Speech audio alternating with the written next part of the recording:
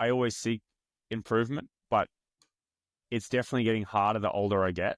And it's more, maybe less about improvement and more about refinement and just getting better at doing the things that I've done in the past to hopefully see a little bit of improvement, because I'm no longer at the point in my career where you're seeing improvements that are quite large in power numbers, for example. That those things are quite minute. I've sort of tapped those areas out, but the areas that you can refine is like, how can you execute training a little bit better? How can you execute the recovery a little bit better? How can you provide slightly different stimulus to see if that does provide an increase in performance somewhere? And it's not necessarily about trying to add 20 watts to your 20-minute PB power or something like this, or 20 watts to your 5-minute PB power. It's more about just trying to refine everything down and use some of the experience you've taken from, or the experience I've taken from all the years of being professional of, okay, this is not my first time I've been to Tenerife, and it's not the first time I've done altitude camp. What's worked for me in the past? What hasn't worked for me? How do I make this one hopefully give me the best possible improvement? I love that. Can you talk more about the executing training? What have you seen since maybe your first 2 or 3 years as a pro versus now you look back, you're like, wow, I thought I was doing it right, but this is like, I've learned this tactic for my training. 'Cause I think that could be applicable to so many riders. I think my career is sort of spanned across mostly it's probably in nutrition. So my career has spanned quite a bit across the low carbohydrate phase that we went through, probably in the mid, like 2015 to 2018 sort of time. And then the sort of maybe post-COVID era, 2020 to now, where the carbohydrates have been really pushed. I definitely spent quite a bit of my first year professional under fueled.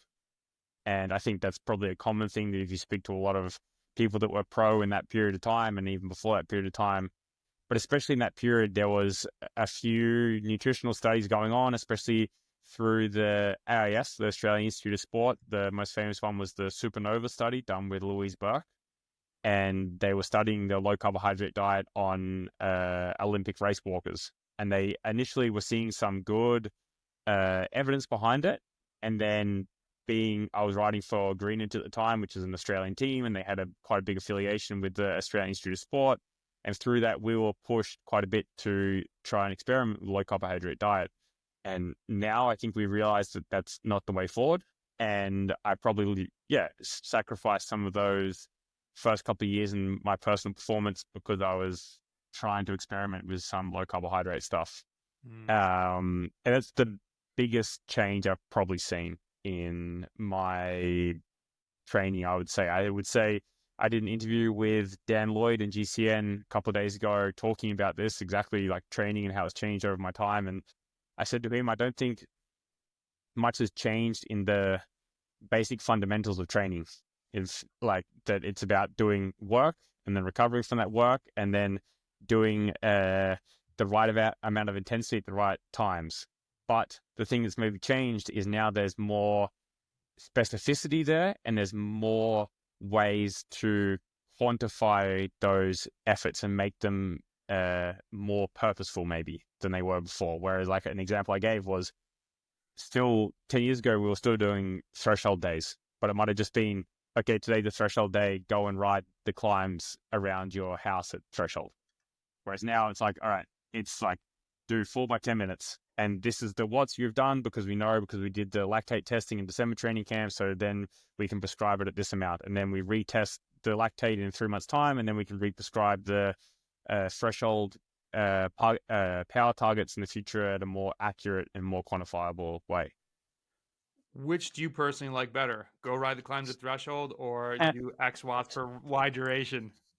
No, I enjoy having the science behind it all, and I enjoy learning. And I think you get better improvement and also better reassurance that you're doing the right thing.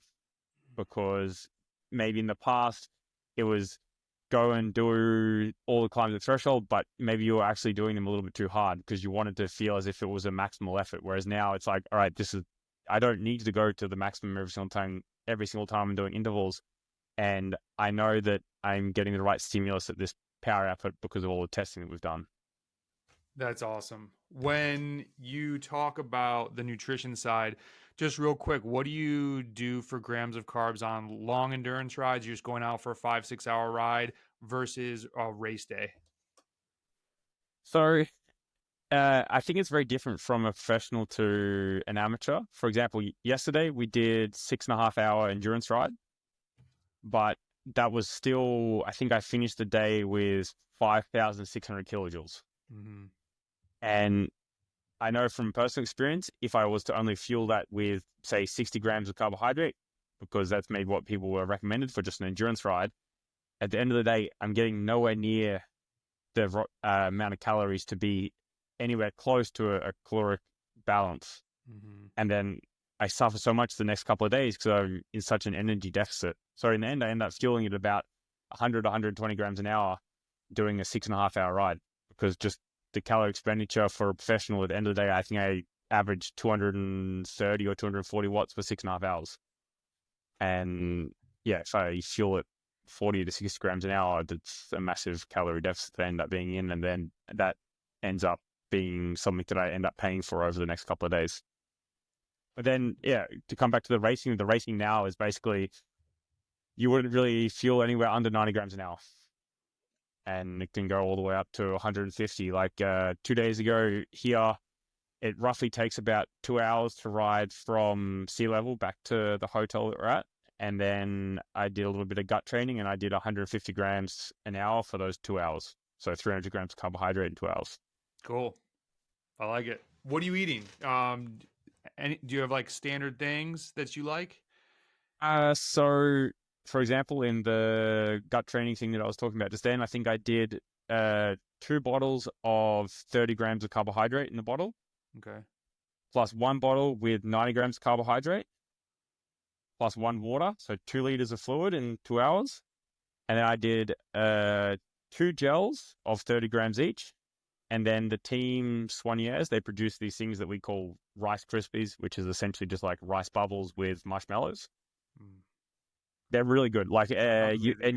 you'll probably come to hear more about them because it's only sort of been the last 3 or 4 years that we started using it in professional cycling. Because previously we used just the traditional rice cake, which was just cooked rice essentially.